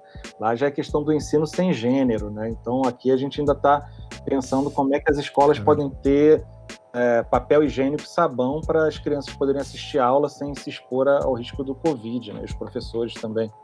Então, tem muito... Aí você tem países à esquerda, com bastante progressistas e avançados, e até em termos de vacina, Portugal, Cuba desenvolvendo uma potência de desenvolvimento de vacina agora, mas também países à direita. Israel super avançado, fez um processo de compra e de vacinação da população, que é exemplo para o mundo todo, com maiores críticas que eu tenho a Netanyahu e a política de Israel em relação à Palestina, que eu visitei de perto. Em porcentagem de população vacinada é o maior país, o Israel, não é? Sim, acho que é o primeiro que vai vacinar a população toda. Mas, enfim, cara, tem diversas questões, né? Até porque na própria Rússia você tem, em alguns sentidos, um povo muito igual, que, apesar da opressão do Putin, um quase ditador, um oligarca, e a questão LGBT super suprimida ali dentro, mas você tem um cara que o povo sente que manteve uma ordem e tornou o país deles, que estava aos frangalhos depois da queda da União Soviética, e já hoje em dia é uma potência de democracia, mesmo os Estados Unidos, com todos os problemas e altos e baixos, né, de governos e outros governos, você tem muito avanço social, mas países europeus também que você encontra um avanço nesse sentido muito, muito exemplar. Acho que seria por aí. Eu acho que o Biden tá ouvindo essa conversa porque quando começou a falar um pouco bem da Rússia, deu uma travada. Deu uma travada. Mas... Os caras da CIA falando, não, corta. Mas deu pra entender seu raciocínio. Eu queria entender, agora encaminhando já um pouco a nossa conversa pro final, mas eu queria entender, já que você trabalha viajando tanto, quando você tá de férias, você faz o quê? Viajo. Mas é verdade, só que eu viajo... Viajo mais um pouquinho. Só que eu viajo com outro tipo de perfil de viagem, né? Quando eu era solteiro, no início das viagens, fui conhecer os países escandinavos, ali a Suécia, mas meramente com interesses antropológicos, sociais. Mentira, vamos fazer balada anotada em todos os países do mundo. Mas aí depois, casado, aí as viagens de férias eu sempre tentava casar, assim, turismo, diversão, mas também esse interesse meu político, social. Então, Grécia é um prato cheio, né? Você tem a história da humanidade ali, a Acrópole, surgimento da filosofia, da política, e você tem praias paradisíacas e tal. A Turquia também é um prato cheio para quem quer viajar, lugares incríveis, comida boa e história ao mesmo tempo.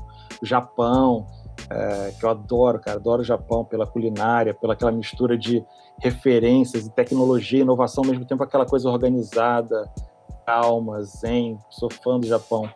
E tudo isso eu fiz com a minha mulher também. E agora com a minha filha, reativando o meu grande desejo de conhecer todas as Disneys do mundo. Então a gente já... Falta só as Disney da China, eu sou um Disney maníaco, e por essa vocês não esperavam, Disney hein? na China. Mas eu já fui para todos os Não Disney da China. esperava. Já levei minha filha, que tem 4 anos, para Disney de Orlando e para Disney da França. Então tô nessa aí. A Disney é o pequeno mundo mágico perfeito de Walt Disney. É o lugar mais perfeito que eu visitei de todos do mundo.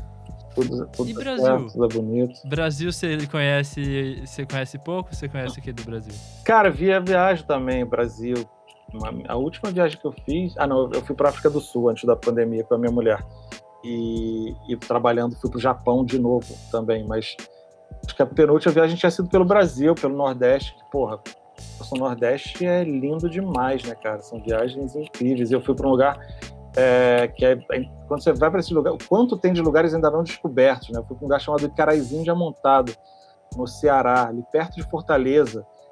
Cara, eu ficava, tipo, eu, minha filha, minha mulher na praia, tipo, ninguém, aquela paraíso de areia vazia, água quentinha, clarinha, parecia uma piscina, e depois mergulho de rio, e aí comia ostra no casebrezinho ali na beira, porque, porra, é demais, e o Brasil é cheio disso, né, cara? O quanto o potencial do Brasil é desperdiçado é uma tristeza, né, cara? Eu me lembro que durante uma época eu tinha uma camisa que era Brasil is the Future. Eu tava viajando o mundo e a galera, porra, super empolgada com o Brasil crescendo, virando potência, e essa beleza que finalmente ia ser bem explorado do Brasil e do brasileiro. E, porra, outro dia o meu tweet foi... Vai usar essa camiseta agora. Meu tweet outro dia foi Brasil... Vai apanhar. É o país do passado. Tem que colocar um X... Nossa, verdade. Total. Tinha a bandeira, tudo. Brasil é o país do passado agora, né, cara? Tudo, parece que a gente voltou no tempo para um misto de ditadura e era medieval. Tristeza. Você já foi pra Amazônia? Vai melhorar. Vou voltar. Você já foi pra Amazônia? Nunca fui, cara. Nossa. Tenho vontade. Eu já fui pra Amazônia. Maneiro. Já fui quando fomos eu e a Marcela e meus pais, eu tinha 10 anos. Foi a melhor viagem da minha vida, eu acho. Cara, assim, naquele hotel, surreal. naquele Ariaru, como que é o nome? Não faço ideia o nome, mas era no meio do As mato. árvores, assim, caralho. Era muito Demais, louco. demais. Foi assim, sensacional. Eu já contei um pouco dessa viagem aqui, mas eu recomendo pra todo mundo. E você tem que fazer isso por você, André. Você tem que ir pra Amazônia, tem que conhecer lá. Tem, cara, tem. E até um projeto, muita gente fala, pô, vocês não pensam em fazer um programa no Brasil, um projeto no Brasil, e um tema que é crucial em diversos sentidos é a Amazônia, né? A influência, a ligação com as nossas fronteiras, tráfico, sustentabilidade, tudo passa por ali, né? Tem muita coisa pra falar dali, né? Seria interessante o programa. Esperamos no futuro aí, quem sabe. Tomara. Dan, vamos falar de música? Boa. Porra, tô impactado aqui. Eu tava viajando aqui na conversa. Foi muito foda. Já deixa até o convite pra parte 2, André. Pra gente marcar mais pra frente. Tem muito mais coisa pra falar. E uma coisa que normalmente a gente... Eu falo que a gente pergunta pra todo mundo, mas a gente às vezes esquece, né, de perguntar pra era mais no começo. Mas... Depois a gente engrenou e estamos fazendo sempre. A gente tá fazendo direitinho. A gente no final aqui, André, a gente sempre traz alguma coisa, alguma indicação nossa, alguma música que a gente tá ouvindo e a gente tá gostando, alguma coisa que a gente descobriu que a gente curte, ou um livro, alguma coisa assim. Aí eu queria tocar essa bola pra você falar pra gente se você descobriu alguma banda, algum artista novo agora na quarentena, que você curtiu muito, ou alguma coisa que você vem ouvindo muito recentemente, que você queria compartilhar também com os nossos gloriosos ouvintes. Cara, você acredita que eu de uns tempos pra cá, eu tenho diminuído muito, parei muito de ouvir música. Eu acabo ouvindo mais podcast, cara. Eu tava muito na febre dos podcasts, assim. E música eu acabava ouvindo muito na parte de trabalho, para ver trilha, para ver essas coisas, assim, muito focado, para ver, não é o ideal. E é engraçado, porque a música, cara, eu percebi isso com o tempo, ditou muito o meu caminho, assim, nas minhas visões, que você até perguntou antes, né, das minhas visões políticas e e a minha visão de mundo. Eu via muito Rage Against the Machine, claro, vocês conhecem, não sei se Foda. do tempo de vocês. Sim, sim. Aqui é um flyer deles, ó. Eu tenho um flyer deles tatuado aqui. Ah, do Evil Empire, né? Ô, Dan, conta pra ele aquele caos lá que você contou pro Cotoseira sobre Rage Against the Machine nos Estados Unidos. Puta que eu pariu, você deve saber, André. Ah, não, foi com o Flip, foi com o Flip. Foi com o Flip. Desculpa, só rapidinho te interrompendo. Eu tava na época das eleições agora do Trump contra o Biden. Eu vi um vídeo icônico, velho.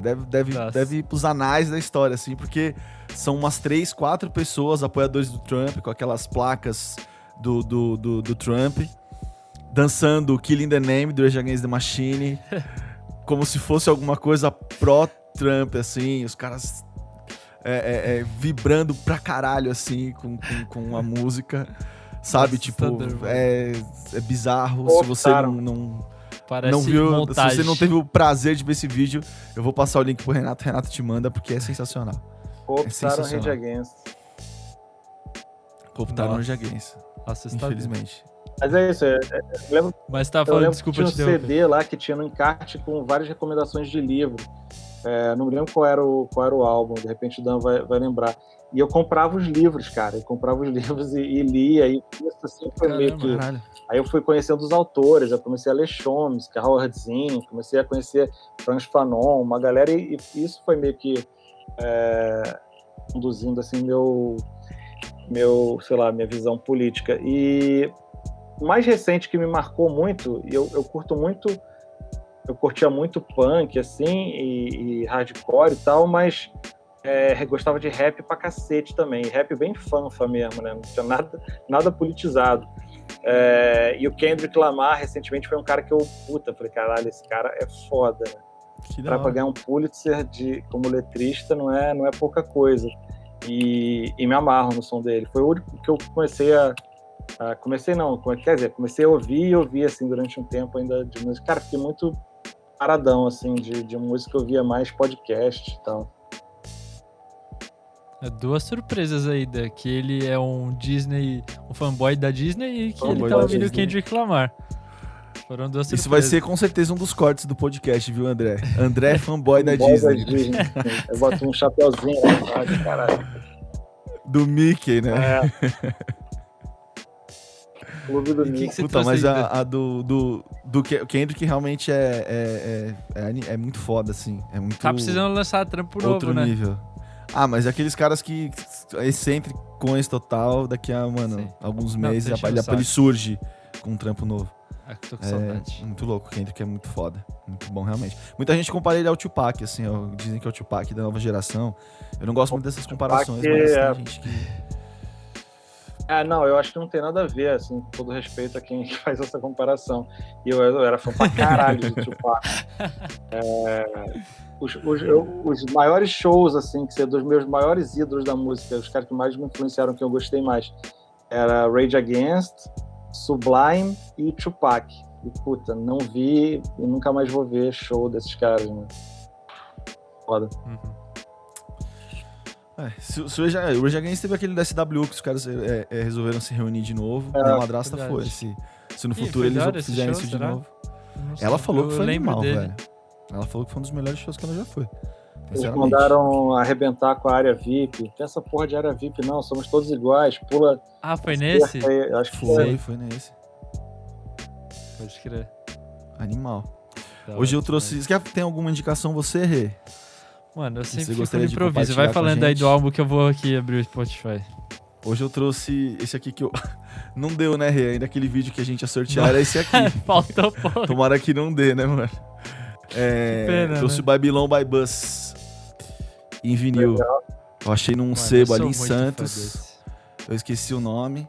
E é bem Ó, legal. quando- não sei se Quando eu voltar Pode pro falar, Brasil e colar aí, Ah. a primeira coisa que a gente vai fazer é ouvir esse disco, demorou? Demorou, tem vários pra ouvir, vários bons. Mas esse vai Ele ser o troca primeiro. aqui o encarte dele, é que vai dar um trabalho, eu não vou conseguir fazer agora, mas o encarte dele é como se fosse o busão Pra de ver. frente, e como é um disco duplo, as janelinhas do ônibus trocam, com imagem dos shows e tudo mais.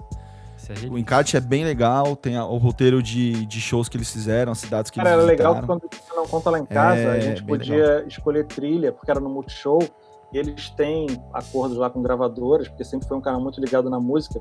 A gente podia usar trilha de qualquer banda nos nossos programas. Porque o mundo é esse, agora é trilha autoral que um camarada nosso faz. Mas, putz, eu já botei Rage Against the Machine no programa. E eu me lembro que eu botei, a gente foi na Etiópia, que é o berço do imperador Haile Selassie, a galera que os maconheiros aí vão se ligar. E eu me lembro que eu botei. Eu falo, mano, eu já ouvi esse nome em algum lugar. E a galera. Aí você fala dos maconheiros, Aí eu peguei botei a música War, do Bob Marley. Na verdade, ele musicou um discurso do Haile Selassie numa assembleia da ONU, né? Não sei se é do Babylon by Bus, cara, mas... Eu acho que não.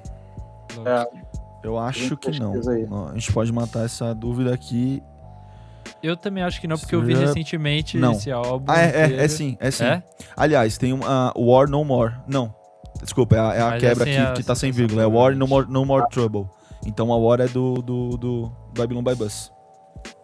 Tá no Babylon by Bus. A minha preferida é Punk Reggae Party. A versão ao vivo, desde pequenininho eu gosto pra caralho. Legal. Mas a War é do Babylon by Bus. Muito foda, eu não sabia que era essa história da música. Muito legal. Muito, muito foda. A gente tomou uns ban do YouTube porque a gente tava catando trilha também de outras pessoas. A gente não, você. E aí eu acabei colocando de fundo aqui no episódio que a gente gravou com uma amiga nossa, que é jornalista também, a Gabriela Nolasco. Salve pra Gabi. E a gente tomou ban do YouTube e perdeu a monetização do vídeo, na real. E aí, a partir desse, a gente... ainda, mas então, assim, né, futuramente... Mas a gente agora coloca só algumas trilhas que eu faço aqui no estúdio. Eu tento fazer alguma coisa, a gente coloca. É a trilha Audio Library do próprio YouTube, né? Dá pra vocês baixarem de lá também. Não é tão boa, mas... Sim, mas o Dan é beatmaker. Ele tá se inspirando novamente a produzir sendo legal pra mim. Pra colocar. Eu tenho a minha recomendação aqui, que é esse mano chamado Matéria Prima. Olha, que legal. Eu mandei pra você essa música, não sei se você ouviu. E essa track chamada Vivência, que é um rapzão brabo. Esse álbum dele inteiro é brabo, então ouçam aí Matéria Prima. Lembra aquela do 97 aquela do 97 que eu te mandei? Que ele tinha feito um cisco em cima? Era uma música do Matéria Prima. Sim. Era dele? Na hora. Era dele. Eu peguei referência de alguém falando, não sei, em algum podcast. Mas enfim, é isso, pai. Muito bom. Muito bom. Queria em primeiro lugar agradecer demais o André. Demais. Foi mais uma vez uma conversa enriquecedora pra caramba. Muito foda. E espero que a gente faça a parte 2 em breve pra trocar muito mais ideia de experiências de vida. Eu acho que um dos grandes trunfos e uma das grandes, se não a principal ideia e função aqui do Na Banguela é causar uma inspiração em 3 vias.